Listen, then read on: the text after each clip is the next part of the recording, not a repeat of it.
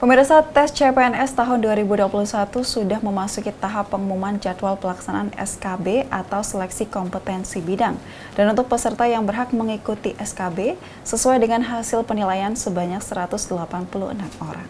Badan Kepegawaian Negara sudah mengeluarkan jadwal lanjutan seleksi penerimaan CPNS dan P3K Non-Guru 2021.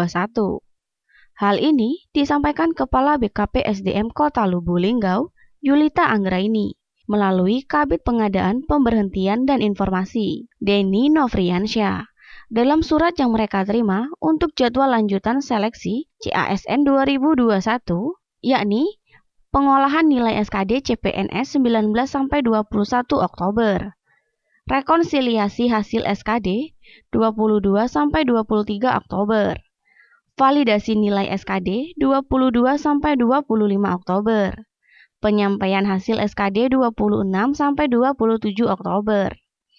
Lalu, penentuan lokasi SKB oleh Intansi 28-29 Oktober.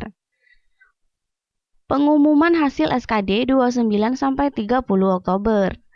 Pemilihan lokasi ujian SKB oleh peserta 31 Oktober sampai 1 November. Penjadwalan SKB 2-4 November. Serta pengumuman jadwal SKB 7 November 2021.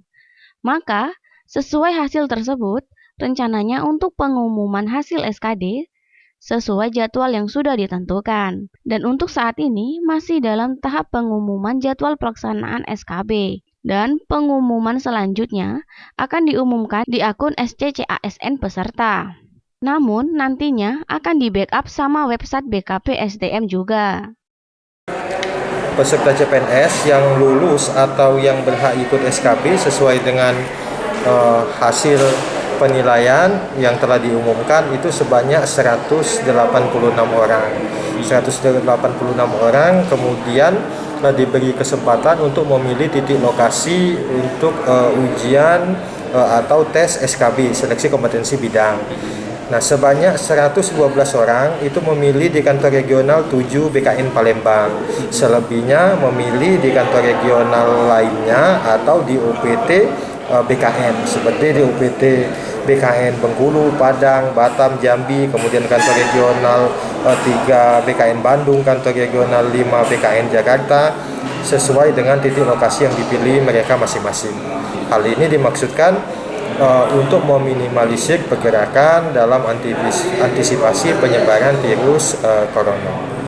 Rajab, Silampari TV melaporkan.